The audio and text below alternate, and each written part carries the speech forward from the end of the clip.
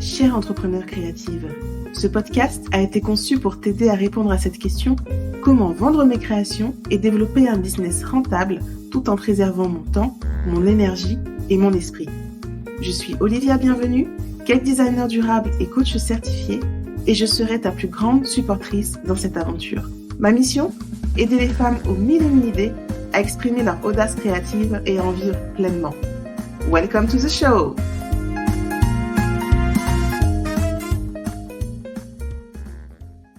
Hello tout le monde, aujourd'hui je reçois Marion. Comment vas-tu Marion? Bonjour Olivia, bonjour à tous. Écoute, je suis très contente d'être sur ce podcast avec toi. Ça me fait très plaisir. Ouais, moi aussi. On va parler d'intuition, entre autres, de plein d'autres choses, de créativité, de féminité, bref, de plein de sujets qui nous passionnent. Parle-nous de toi avant toute chose, qui es-tu et que fais-tu? Ouais, donc moi je suis Marion.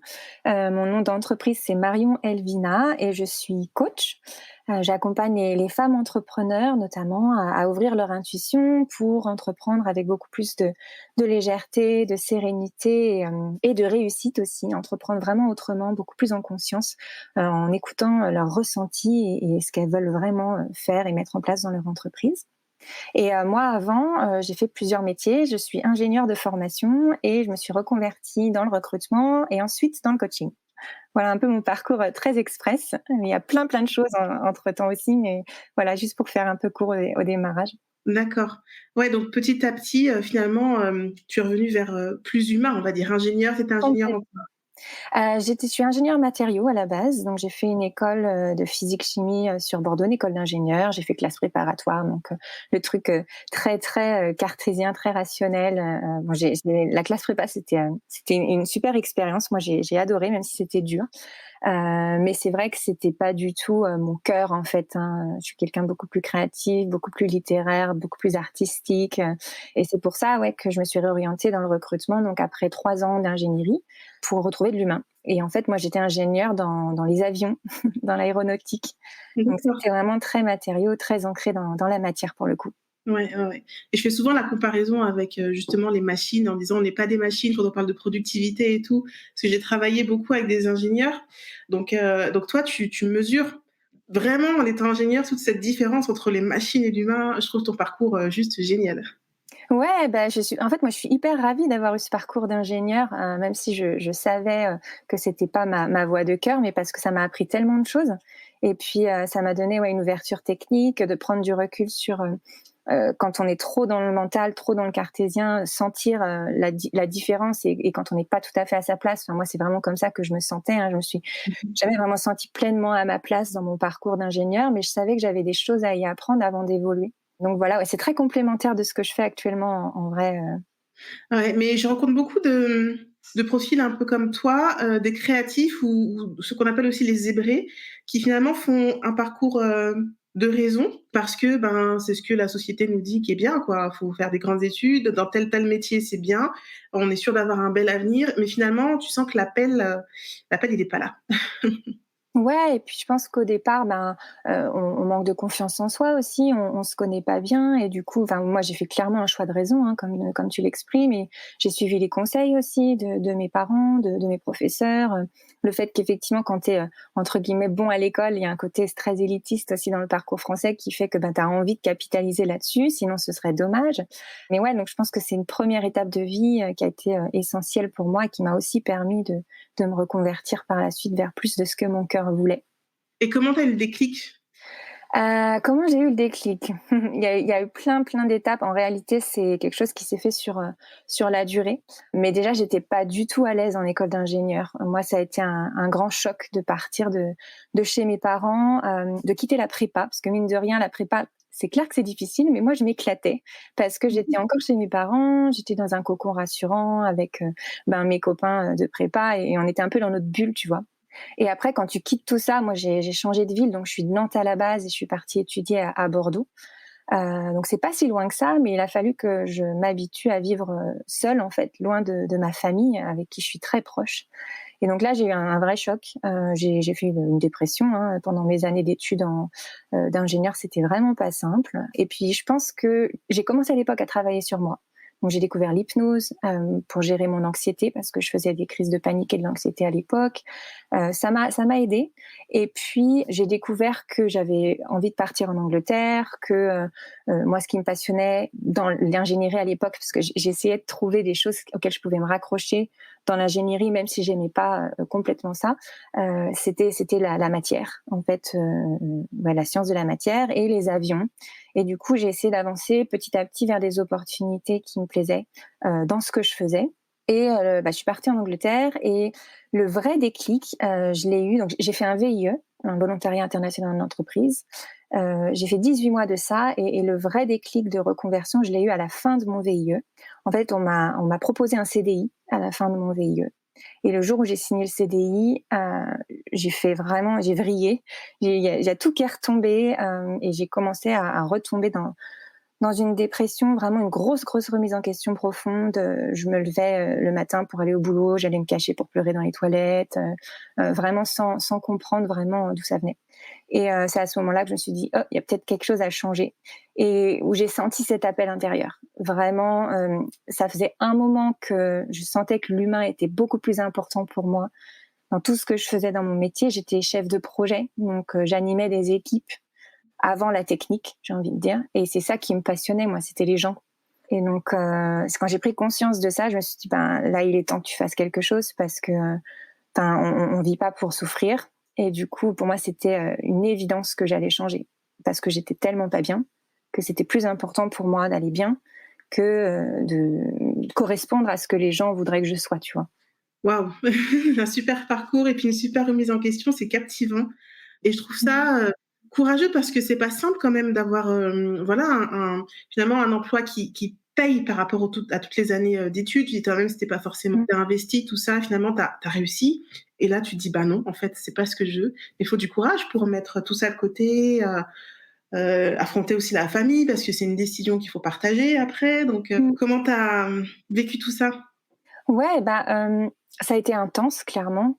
Je suis habituée un peu à l'intensité émotionnelle parce que bon, je suis hypersensible et j'ai un monde intérieur qui est très riche, vif. Donc je suis habituée à ça. Après, quand j'ai fait de la dépression, que j'ai commencé vraiment à vivre le truc par rapport à mon projet professionnel aussi, ça a été un petit peu submergent au départ. Donc il a fallu que je prenne du recul, hein. Je me suis mise en arrêt maladie pendant 3 mois et j'ai retrouvé ma famille et j'ai la chance d'avoir une famille en or, hein, voilà, qui me soutient dans tout ce que je fais.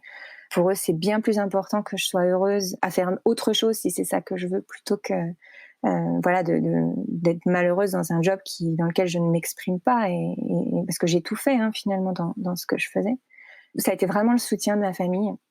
Et puis, une lecture intérieure. Donc, je me suis entourée de personnes, qui m'ont fait avancer. J'ai fait beaucoup d'hypnose à l'époque. C'est l'hypnose qui m'a permis de sortir un peu de ça et de comprendre ce qui se passait en fait en moi. Donc, la sophrologie aussi, j'ai fait ça au départ.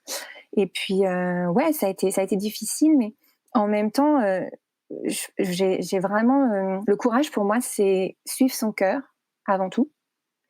Et je sais pas comment expliquer, c'était plus important pour moi de me sentir bien que de rentrer dans des codes. Parce que j'ai eu tellement peur, en fait, de mes crises d'anxiété, de la dépression. Quand on vit, on va vraiment très loin vers le bas, quoi. Ça peut faire hyper peur. Moi, j'ai eu très peur de ça. À plus pouvoir rentrer dans une pièce remplie de gens parce que j'avais peur de tomber dans les pommes. C'est complètement dingue, hein. Moi, quand j'y repense maintenant, c'est très loin de moi tout ça, mais en même temps, c'est encore là et c'était hyper intense de ce point de vue-là. Et en fait, c'est ça, j'ai eu tellement peur de vivre comme ça toute ma vie que je me suis dit c'est pas possible, besoin de changer parce que c'est pas ça la vie, quoi. Mmh. Mais je pense vraiment que ça devrait être une norme de s'écouter avant de vouloir rentrer dans des cases parce que très souvent, c'est voilà, au bout d'un moment, quand c'est trop lourd, qu'on craque et qu'on prend le temps de réfléchir à ce qu'on veut vraiment faire. Mais on peut, si on s'écoute vraiment, en réalité, les signes ils sont déjà là, on sait déjà. C'est juste Ouais, qu'on tout à fait. cherche pas. Donc ça vraiment, moi je milite pour que ce devienne une norme que l'on s'écoute et puis qu'on refuse les cases parce que on est tellement tous différents, il y a aucune case dans laquelle on peut rentrer. C'est pas possible. Ouais, mais on n'est pas, on nous apprend pas à faire ça. On est conditionné pour répondre à un certain standard et la société est construite comme ça, aujourd'hui, donc si on veut rentrer dans le moule et avancer et rentrer dans la société ouais, sans se faire rejeter, entre guillemets. Il y a ce côté, on a envie de passer par quelque chose de classique. Et je pense que plus on avance aussi dans les années, plus on apprend de nos expériences et de ce qui nous plaît vraiment. Et c'est là il y a des réveils souvent et qu'on a plus de force pour aller vers ce qui nous plaît. Mais c'est vrai que parfois, ça peut aussi se faire très, très tôt, hein. Je rencontre de plus en plus de jeunes aujourd'hui qui, dès 20 ans, voilà, ils savent très, très bien qu'ils veulent pas faire ça et que ce sera ça. Et, bah, c'est fabuleux, moi, je trouve, hein, de vraiment pouvoir s'écouter autant. Ouais, je trouve ça, j'ai le même constat que toi et je trouve ça génial de voir que les nouvelles générations voient les choses autrement. Et en fait, chaque génération, hein, quand tu vois les générations de nos, moi j'ai des frères et sœurs qui ont 15 ans plus que moi, donc déjà leur génération, même ceux de nos parents, c'était un métier à vie, t'étais ravi de ça. Notre génération, c'était plus, oh mon Dieu, c'est pas possible, faut que je change aussi souvent que possible.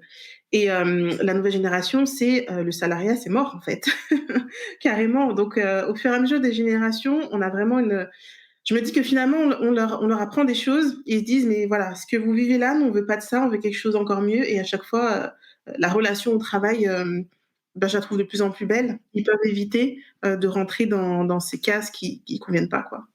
Bah ouais, parce que je pense qu'on est sur Terre pour s'épanouir, pour se réaliser, pour vivre de très belles expériences. Et c'est tout un système de croyances aussi, tu vois, qu'on a construit, qui nous dit que ben non, la vie n'est pas une partie de plaisir, non, le travail doit être un effort. Mais ça, pour moi, c'est un ancien paradigme. Aujourd'hui, on rentre dans le paradigme inverse où c'est la vie, c'est avant tout fait pour être heureuse, avoir des belles expériences, pour vivre nos rêves. Et du coup, bah, le travail, la façon dont on appréhende la vie évolue avec ça aussi, ce désir de sens, d'impacter, de contribuer. Totalement, totalement d'accord. Et pour les personnes intuitives, hypersensibles, créatives, la dépression, c'est souvent un passage. Et un passage dont tout le monde n'ose pas parler parce qu'il y a le côté honte, tu vois? Si je fais une dépression, c'est que je suis faible, donc c'est pas, je vais le cacher. Et je pense qu'au contraire, c'est quelque chose qu'il faut aussi démystifier et dont il faut parler davantage pour que celles qui le vivent se rendent compte que c'est pas mal. Mais surtout, il y a tellement de bénéfices parce que ça veut dire qu'il y a un trop plein. Et ça veut dire que tu peux pas aller plus loin. Donc ton corps te dit là, on s'arrête. Ton esprit te dit là, on s'arrête. Et c'est Mm. une formidable occasion d'aller chercher ce qui t'anime vraiment, quoi. C'est exactement comme ça que je l'ai abordé. La première fois que je l'ai vécu, effectivement, j'ai pris peur. C'est normal, hein. Alors là, on se demande ce qui se passe. Tu as le cerveau dans le coton, tu n'arrives plus à Mmh. bouger, tu n'as plus d'énergie, même ce qui qui te donne du plaisir à la base ne t'en procure plus. C'est hyper effrayant. Et en fait, bah, du coup, je l'ai traversé avec différentes méthodes, en parlant, en revenant auprès de ma famille. Enfin là, c'est vrai que le soutien des proches est essentiel. Et puis, il y a quelque chose aussi que j'ai découvert, c'est qu'en fait, la dépression, c'est extrêmement stigmatisé, hein, dans la société aujourd'hui. Tout de suite, on va te donner des cachetons, tout de suite, on va te dire, voilà, t'as tel trouble, etc. Mais en réalité, effectivement, pour moi, c'est une occasion de comprendre qu'est-ce que ça veut nous dire.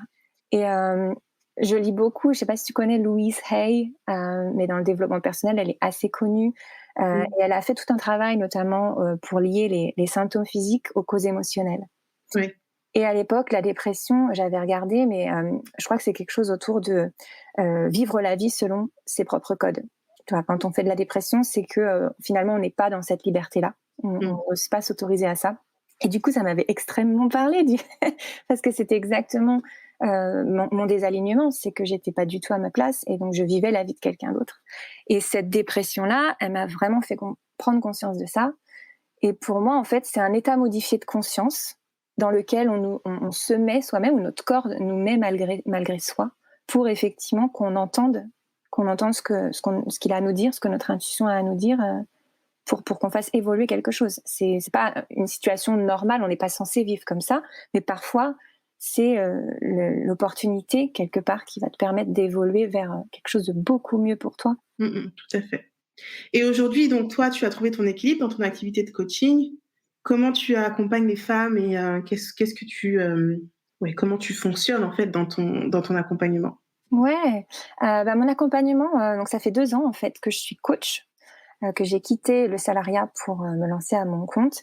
Il a pas mal évolué parce que au départ j'ai commencé donc à travailler pour Postadem en tant que coach. J'accompagnais les personnes, hommes et femmes, dans leur évolution de carrière pour trouver plus de sens, plus d'épanouissement.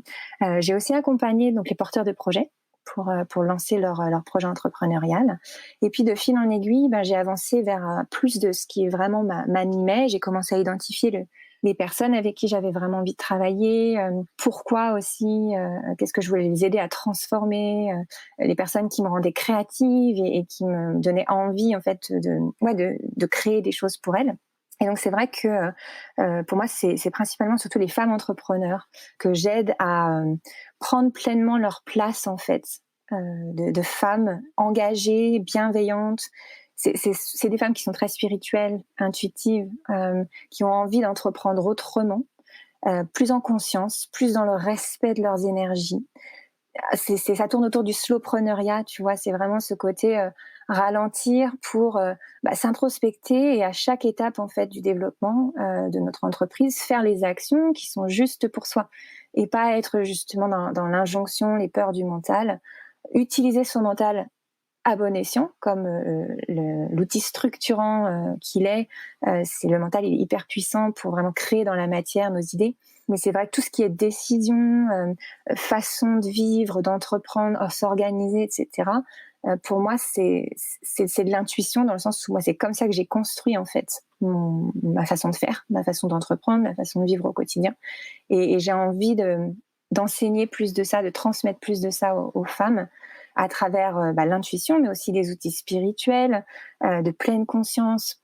J'ai fait une école de médiumnité l'année dernière, et ça m'a vraiment ouverte spirituellement à tout un tas d'outils, de prise de conscience qui moi, m'ont propulsée dans mon activité, m'ont aidé à passer des caps, à prendre confiance en moi, en ce que j'ai à apporter. Et à attirer aussi les opportunités qui sont juste parfaites en fait pour ce que j'ai envie de faire.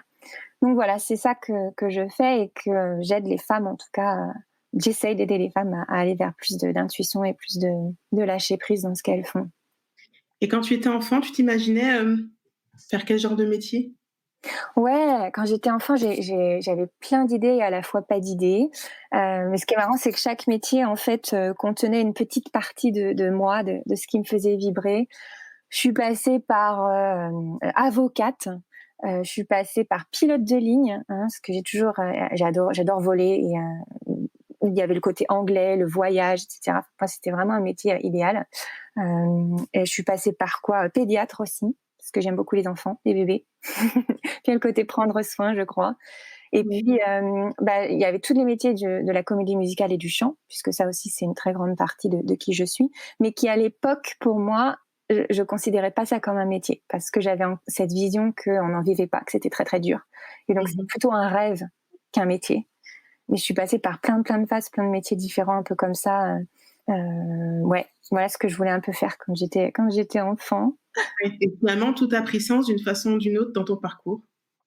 Ouais, c'est ça qui est rigolo, c'est qu'en rétrospective, quand je regarde un peu les étapes, je me dis qu'aujourd'hui, je suis dans un métier où je peux vraiment exploiter toutes ces connaissances et cette expérience que j'ai, qui est très multiple, pour proposer un service qui rassemble un peu tout ce que je suis, quoi. Et ça, c'est vraiment quelque chose que je trouve qui est super, et je pense que pour impacter aussi, on impacte avec beaucoup de puissance quand on est vraiment dans son centre et qu'on est soi-même en fait dans ce qu'on fait. Et c'est pas toujours facile d'incarner qui on est dans son métier. Mais en tant que coach et accompagnante, moi je trouve que c'est vraiment fabuleux, c'est hyper puissant pour influencer positivement les autres aussi.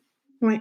Je vois souvent aussi des profils avocats ou juristes dans les coachs, et je trouve que ça a du sens parce que moi aussi j'ai un parcours aussi de juriste, et c'est vrai qu'en fait c'est ce côté défendre, c'est ce côté mission finalement qui fait parce que j'ai voulu faire du droit dans plusieurs domaines, mais finalement j'ai fait du droit du travail, mais mon envie c'était surtout en faisant le droit du travail d'aider les personnes dans les entreprises où il y avait des plans sociaux, les aider à se retrouver un parcours professionnel cohérent, bien le plan social. Mais c'est toujours dans l'envie d'aider.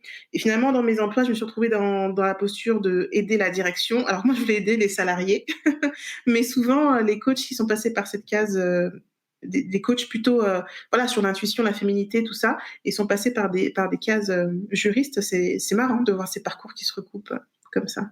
Bah ouais, parce que quand tu fais le fil rouge un peu de tes expériences, il y a toujours des pourquoi qui se ressemblent. Effectivement, moi, c'était pareil, la notion d'aider. C'est pour ça que je me Mmh. suis reconvertie aussi dans le recrutement, parce que bon, déjà, il y avait l'humain, puis il y avait l'envie d'aider les personnes à se réorienter ou dans une carrière, quoi, qui les fait encore plus vibrer. Et puis à chaque étape, tu reconnectes à pourquoi tu fais les choses et tu comprends aussi pourquoi tu as eu un certain parcours et comment tu Ouais. peux capitaliser dessus aujourd'hui. Et tu nous parlais aussi tout à l'heure de la partie artistique qui est une grosse partie dans ta vie. Tu peux nous en dire plus? Ouais, bah, en fait, dans mon parcours de reconversion, avant de pleinement, embrasser la carrière de coach, j'avais besoin d'explorer aussi le côté artistique qui me suivait depuis très petite. Je chante depuis que j'ai 11 ans, j'ai pris des cours de chant classique au départ et en fait, je suis passionnée de comédie musicale depuis toute petite. Je me souviens, on écoutait, de la comédie musicale, chez mes parents. Mon père qui il fait du piano, on a toujours chanté à la maison, danser aussi beaucoup pour moi et j'avais besoin du coup de faire l'expérience pleinement dans la matière de ce rêve avant de suivre l'envie de devenir coach, parce qu'il y avait aussi cette envie chez moi d'accompagner et d'aider. Et j'ai fait une école de comédie musicale sur Londres, qui m'a permis du coup d'expérimenter le côté artistique et surtout la réalité du métier, parce que c'est ça que j'avais pas. J'avais le côté un peu rêve, paillettes, et en fait, quand on passe par un processus qui est quand même très astreignant physiquement, il y a un côté réalité du rêve qui est important avant de se dire bah, c'est ça que je veux faire. Et moi, j'ai fait ça pendant 3 mois. Ça, c'était fin 2018, je crois. Et puis, je me suis rendu compte que j'adorais chanter, j'adorais la comédie musicale, etc. Mais à ce moment-là, je voulais pas en faire mon métier parce que je voulais pas vivre ce style de vie-là. Les métiers que tu choisis, c'est avant tout des styles de vie aussi. Et pour moi, j'en avais perdu le goût limite de l'artistique tellement on nous demandait beaucoup, beaucoup, beaucoup trop. C'était très, très dur psychologiquement. Mais ça a été une super décision pour moi parce que du coup, après, j'ai trouvé le théâtre. Et Mmh. depuis, je fais du théâtre. J'ai enseigné le théâtre aussi jusqu'à cette année. Donc, ça a été vraiment une très belle expérience et une opportunité en ouvre une autre. Tu vois, je pense que si j'avais pas fait cette école de comédie musicale et que j'avais pas pris conscience que c'était pas ce que je voulais faire, quelque part, j'aurais pas suivi peut-être le coaching aussi rapidement, j'aurais pas trouvé le théâtre ensuite derrière. Donc, ouais, c'est fort ça aussi. Oui, oui, oui, c'est ça. Il faut voir chaque étape comme bah, une expérience qui vient enrichir la suivante finalement. Et ce que je trouve intéressant aussi, c'est que finalement, voilà, chaque chose a sa place, même si l'aspect artistique prend de la place dans ta vie, c'est pas ton métier, ça, c'est une passion et ça a sa place de passion. Ton métier, c'est autre chose et tout peut cohabiter et le Complètement. tout correspond, quoi. Ouais, ouais, ouais. Moi, l'artistique, je le vis dans ma vie au quotidien, hein. Même si effectivement c'est pas mon métier aujourd'hui, c'est quelque chose qui me sert dans mon métier. J'ai appris des tas d'outils, de techniques qui permettent, enfin, de porter sa voix, de s'exprimer, de s'affirmer, de prendre sa place dans l'espace. Tout un tas de choses qui permettent aussi de lâcher prise, de s'autoriser à être créatif et à ouvrir son intuition, à s'écouter. C'est pareil, ce parcours artistique a été hyper formateur pour moi de ce point de vue-là. Génial, tu vraiment un très, très beau parcours, très inspirant et Merci. et du coup, quels sont tes projets pour la suite? Ouais, et ben, pour la suite, donc moi je quitte en fait Postadem. Je quitte D'accord. Postadem, pour pouvoir évoluer justement dans mes propres missions parce qu'aujourd'hui, bah, c'est assez clair ce que j'ai envie de faire et de la manière dont je veux le faire et c'est vrai que, j'ai slashé pendant 2 ans donc j'avais le théâtre, Postadem et puis je commençais un petit peu à développer mon propre coaching. Mais à un moment donné, quand on veut vraiment faire avancer ces projets, moi j'ai ressenti ce besoin de me concentrer vraiment sur ce qui m'anime. Et du coup, bah, je développe un nouveau programme de coaching individuel pour accompagner voilà, les femmes entrepreneurs à ouvrir leur intuition et à entreprendre autrement, plus en conscience, dans le respect de leurs besoins. Mmh. Et puis, j'ai une vision d'un incubateur, donc un accompagnement qui serait à la fois de l'individuel et du collectif, avec 8-10 femmes, tu vois, et que j'accompagnerai sur 3 mois pour vraiment les empuissancer, les aider à ouvrir leur intuition, à utiliser de nouveaux outils plus intuitifs, plus en conscience pour mener leur business, à affirmer vraiment leur vision pour prendre leur place dans le monde, en tant que femme entrepreneur engagée pour un monde meilleur, différent, plus à l'écoute aussi. Et puis, j'ai aussi envie de développer le côté speaking, tu vois, le côté conférence. Donc aller parler, partager mes messages, parce que je sens que c'est un vrai appel, ça, pour moi, comme on le fait ensemble aujourd'hui, de partager mon parcours. Je me sens appelée à utiliser ce parcours-là qui est effectivement très complet et dans lequel, moi, ça m'a vraiment fait évoluer et construite, et où je pense que ça peut parler à beaucoup de personnes pour les aider aussi à faire leur propre chemin. Et ça, c'est quelque chose qui m'appelle beaucoup également, voilà. Donc, c'est un peu tous ces projets. Ok, c'est super. Est-ce qu'on peut te retrouver ? Alors, on peut me retrouver sur mon compte Instagram, marion.elvina. Sur Facebook aussi, j'ai une page. J'ai un groupe qui va s'ouvrir bientôt également sur Facebook, les entrepreneuses du nouveau monde, pour celles qui veulent justement s'ouvrir à l'intuition et à la spiritualité pour entreprendre autrement. Et puis j'ai un site internet aussi, marionelvina.com, en anglais et en français, où on peut retrouver mon blog et puis mes programmes, mon parcours, mon histoire. Donc je dirais que c'est principalement ces 3 médias-là. D'accord. Et justement, ton coaching, c'est dans les 2 langues ? Alors aujourd'hui, mon coaching, j'ai décidé de le faire exclusivement en français. D'accord. Pour vraiment me focus. Ça a été un choix aussi intuitif, oui, pour le coup. Ça m'appelait depuis un moment, mais pour y aller par étapes, parce que je sens que c'est en français que j'ai d'abord besoin de partager mon message. Et puis par la suite, le faire en anglais, on verra. Ok, super. Merci Marion. Et puis avec plaisir, Olivia. À bientôt. Parce que tu es la première ressource de ton business, tout part de toi, de ton organisation, de ton bien-être et de ton état d'esprit. Que dirais-tu de reprendre le pouvoir sur ton temps, sur ton énergie et d'être vraiment dans ton rôle de chef d'entreprise ?